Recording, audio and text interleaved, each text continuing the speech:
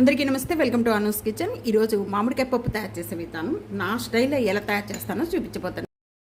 మామిడికాయ పప్పు తయారు చేసుకోవడానికి ముందుగా ఇక్కడ 1 కప్పు కందిపప్పు నేను కుక్కర్లో యాడ్ చేసేస్తున్నాను. ఇక్కడ 3 టైమ్స్ వరకు కూడా బాగా క్లీన్ చేసుకోవాలి. ఈ విధంగా క్లీన్ చేసుకున్న కందిపప్పులో 1 కప్ అనేది మ్యాంగో యాడ్ చేసేస్తున్నానండి. మామిడికాయ పుల్లగా లేకపోతే కనుక కొద్దిగా చింతపండు యాడ్ చేసుకోండి. మామిడికాయ పప్పులో చింతపండు యాడ్ చేసుకునే అవసరం లేదండి, ఎందుకంటే మామిడికాయ పుల్లగా ఉందనుకోండి యాడ్ చేసుకునే అవసరం లేదు. కొద్దిగా పులుపు అనేది తక్కువ ఉంటే కనుక ఇక్కడ అలాగే ఇక్కడ ఒక 6 లేక 7 పచ్చిమిర్చి, ఒక ఆనియన్ సేమ్ కప్ దాన్ని 3 కప్స్ వాటర్ యాడ్ చేసుకోవాలి.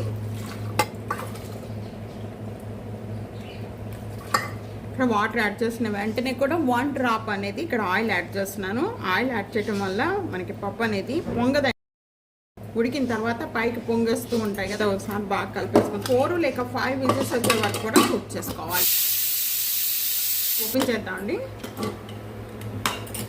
పప్పు అంతా కూడా బాగా మెత్తగా ఉడికిపోయింది. ఈ విధంగా ఉడికిపోయిన పప్పుని పప్పు గుత్తుతో బాగా మెత్తగా.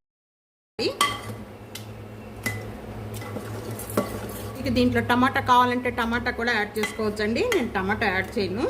టేస్ట్కి సరిపడా salt 1.5 table spoon salt add చేస్తున్నాను. 1/2 table spoon 1 table spoon red chilli powder. ఇవన్నీ యాడ్ చేసిన వెంటనే మళ్ళీ ఒకసారి మెత్తగా మెత్తుకోవాలి. పప్పు అంతా కూడా ఈ విధంగా మెత్తగా మెత్తుకున్న పప్పులో వాటర్ అనేది యాడ్ చేస్తున్నారండి. మీరు పప్పు పల్స్గా కావాలంటే కొద్దిగా యాడ్ చేసుకోవచ్చు, చిక్కగా కావాలి అనుకుంటే కొద్దిగా వాటర్. ఈ విధంగా వాటర్ యాడ్ చేసుకున్న వెంటనే కూడా ఇంకా పప్పు తాలింపు పెట్టుకునే విధానం చూద్దాం. మామిడికాయ పప్పు తాలింపు పెట్టుకోవడానికి 2 టేబుల్ స్పూన్ ఆయిల్ యాడ్ చేస్తున్నాను. ఆయిల్ బాగా కాగిన వెంటనే ఒక 5 లేక 6 వెల్లుల్లిపాయ రెబ్బలు, 1/2 టేబుల్ స్పూన్ జీరా, 1/2 టేబుల్ స్పూన్ ఆవాలు. మీరు కావాలనుకుంటే మినప్పప్పు కూడా వేసుకోవచ్చండి, నేను మినప్పప్పు వేయట్లేదు.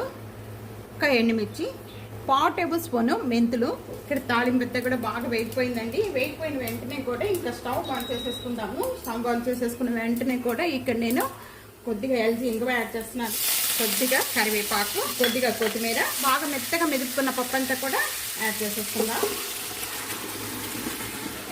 మూత పెట్టేసుకోండి. యాడ్ చేసిన వెంటనే కూడా మూత పెట్టేద్దాం. మూత పెట్టేయటం వల్ల ఆ తాలింపు అంతా కూడా మంచి స్మెల్ బయట పోకుండా మంచి టేస్ట్ వస్తుందండి పప్పు. ఒక 1 మినిట్ అయిపోయాక ఈ పప్పులో పోసేస్తున్నాను. ఇప్పుడు ఈ పప్పు అంతా కూడా ఒకసారి బాగా కలుపుకుందాము అండి. పుల్లగా చాలా టేస్ట్గా ఉంటుంది. మామిడికాయ పప్పు రెడీ అయిపోయింది. ఎంత టేస్ట్గా ఉంటుందంటే చాలా బాగుంటుందండి. ఈ విధంగా తయారు చేసుకోండి, తొందరగా అయిపోతుంది, చాలా టేస్ట్ వస్తుంది. చూడండి ఎంత బాగుంది, ఎంత కలర్ఫుల్గా ఉందో చూస్తుంటేనే తెలుస్తుంది. ఇదే విధంగా ట్రై చేసి మీకు ఎలా ఉందనేది కామెంట్స్లో తెలియజేయండి. వీడియో నచ్చితే కనుక ఫ్యామిలీకి, ఫ్రెండ్స్కి వీడియోని షేర్ చేసి వీడియోని లైక్ చేస్తూ టీ అనూస్ కిచెన్ సబ్స్క్రైబ్ చేసుకోవడం అస్సలు మర్చిపోకండి. Thank you for watching.